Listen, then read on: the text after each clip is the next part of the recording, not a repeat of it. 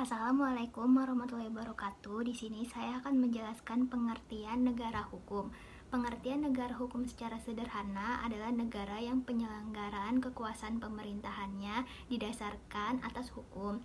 Dalam negara hukum, kekuasaan menjalankan pemerintahan berdasarkan kedaulatan hukum atau supremasi hukum yang bertujuan untuk menjalankan ketertiban hukum, menurut Mustafa Kemal Pasha dalam Dwi Winarno pada tahun 2006. Dengan demikian, dalam negara hukum, kekuasaan negara berdasarkan hukum bukan kekuasaan yang belaka, serta pemerintahan negara berdasarkan pada konstitusi yang berpaham konstitusionalisme. Supremasi hukum harus mencakup 3 ide dasar hukum, yaitu keadilan, kemanfaatan, dan kepastian.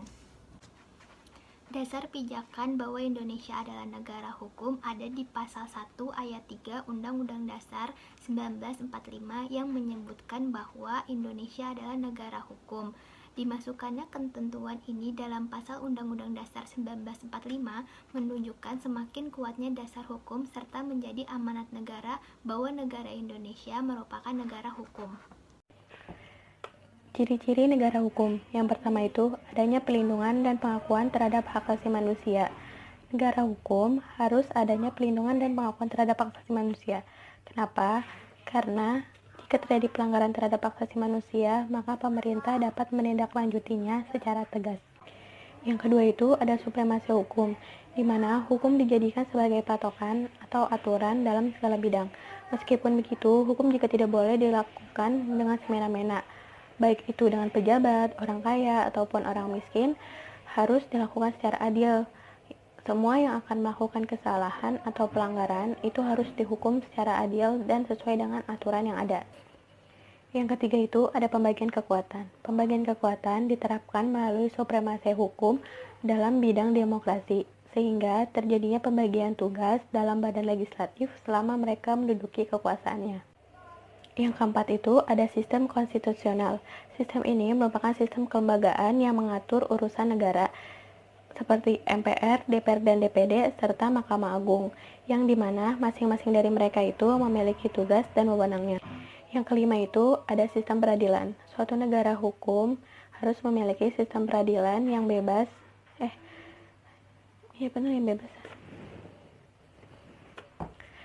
Yang kelima itu ada sistem peradilan. Suatu negara hukum harus memiliki sistem peradilan yang bebas dan tidak boleh memihak atau pilih kasih terhadap peraturan yang sudah dibuat. Yang keenam itu kebebasan berekspresi. Maksudnya di sini itu warga negara bebas untuk mengeluarkan pendapat dan kritiknya, serta mereka juga bebas untuk ikut dalam organisasi. Yang ketujuh itu sistem pemilihan yang bebas.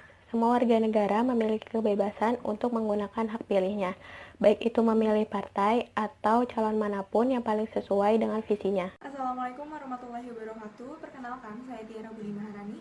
Di sini saya akan membahas mengenai prinsip negara demokrasi. Seperti yang kita ketahui bahwa Undang-Undang Dasar 1945 merupakan bentuk konstitusi tertulis di Indonesia dan merupakan refleksi cita-cita negara hukum di Indonesia. Salah satu prinsip yang mendapatkan penegasan dalam Undang-Undang Dasar 1945 adalah prinsip negara hukum. Seperti yang sudah tertuang pada pasal 1 ayat 3 yang menyatakan bahwa negara Indonesia adalah negara hukum. Sejarah perjuangan bangsa Indonesia juga dilalui dengan proses yang cukup panjang, hingga akhirnya terbentuklah falsafah negara. Sejarah yang pertama yaitu ketika BPUPKI melakukan sidang pertama dan sidang kedua untuk merumuskan falsafah negara Indonesia, dan akhirnya ditetapkanlah Pancasila sebagai falsafah negara Indonesia. Yang kedua yaitu ketika Indonesia memasuki babak baru, yaitu ketika proklamasi telah diproklamasikan pada 17 Agustus 1945. Kemudian sehari setelahnya, yaitu pada tanggal 18 Agustus 1945, PPKI menetapkan Undang-Undang Dasar 1945. Nah, dari kedua peristiwa sejarah tersebut dapat kita ketahui bahwa negara Indonesia merupakan negara berdaulat yang tidak lepas dari Pancasila dan Undang-Undang Dasar 1945. Sila-sila dalam Pancasila juga merupakan bentuk dari ciri khas warga negara Indonesia yang memiliki nilai ketuhanan, kemanusiaan, persatuan, permusyawaratan, dan juga keadilan. Adanya hubungan yang erat dengan Pancasila dengan Undang-Undang Dasar 1945 karena adanya Undang-Undang Dasar 1945 itu lahir dari adanya Pancasila sebagai ideologi negara. Dalam penjelasan Undang-Undang Dasar 1945 sebelum diamandemen, disebutkan bahwa negara Indonesia berdasar atas hukum dan tidak didasarkan atas kekuasaan belaka. Hal ini menunjukkan bahwa Indonesia mendeklarasikan sebagai negara hukum yang dalam penyelenggaraan pemerintahannya, negara didasarkan atas hukum yang demokratis. Nama saya Tika Mediana Rahayu dan saya akan menjelaskan mengenai konsep negara hukum.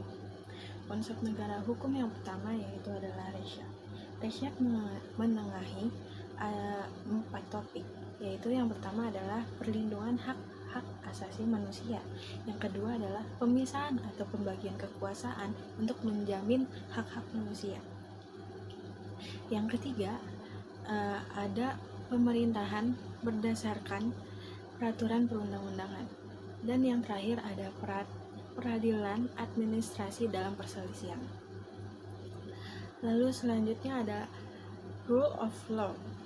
Rule of law ini memiliki beberapa unsur-unsur.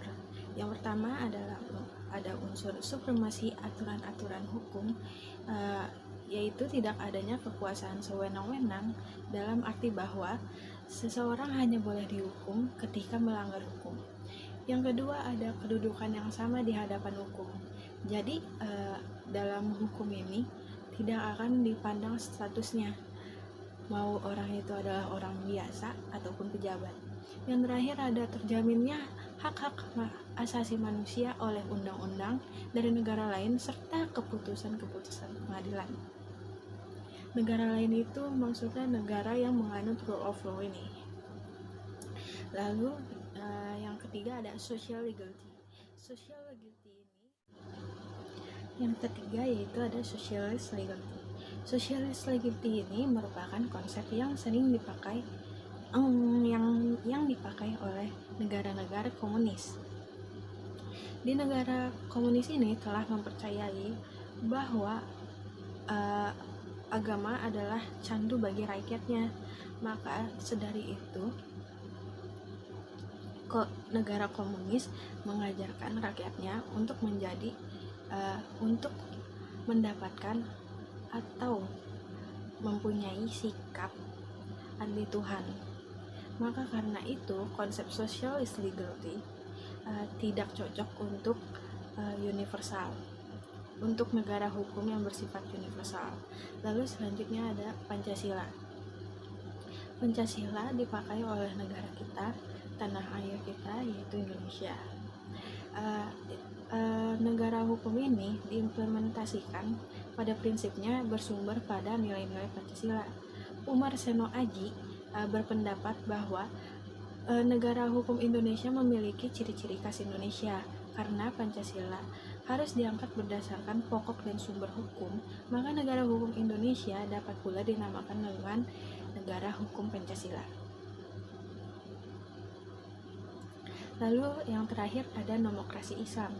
Konsep ini memiliki 9 prinsip, yaitu yang pertama 1. Prinsip kekuasaan sebagai amanah. Yang kedua, prinsip musyawarah. Yang ketiga, prinsip keadilan. Yang keempat, prinsip persamaan. Yang kelima, prinsip pengakuan dan perlindungan terhadap hak-hak asasi manusia. Yang keenam, prinsip peradilan bebas. Yang ketujuh, prinsip perdamaian. Yang kedelapan, prinsip kesejahteraan. Lalu yang terakhir, kesembilan, ada prinsip ketaatan rakyat. Selanjutnya, saya akan membahas hasil analisis kelompok kami mengenai kasus pelanggaran HAM yang sudah kami pilih, yaitu perdagangan orang atau human trafficking. Jadi kasus human trafficking ini sudah ada sejak lama, namun hingga detik ini belum menemukan titik terangnya.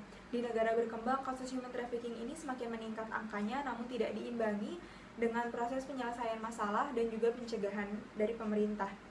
Kasus human trafficking ini merupakan kasus yang sangat melanggar hak asasi manusia, karena memiliki tujuan untuk prostitusi, pornografi, kerja paksa, dan juga hal lain sebagainya. Nah, jika hal-hal di atas sudah dilakukan atau sudah terpenuhi, maka kasus human trafficking ini atau kasus perdagangan orang ini sudah masuk ke dalam kategori kasus pelanggaran hak asasi manusia. Perlu kita ingat juga bahwa kasus human trafficking ini terjadi pada perempuan dan juga anak-anak kecil, dan menyebabkan kesehatan fisik dan mentalnya terganggu, yang menyebabkan juga sulit untuk berkembang dan meraih masa depannya. Nah, di masa pandemi seperti ini, bagi masyarakat yang terdampak perekonomiannya dan memiliki pengetahuan yang minim tentang kasus human trafficking ini dapat menjadi sasaran empuk bagi para pelaku usaha perdagangan orang ini untuk menjaring para korban dengan iming-iming akan mendapat pekerjaan dan juga pendapatan yang bagus.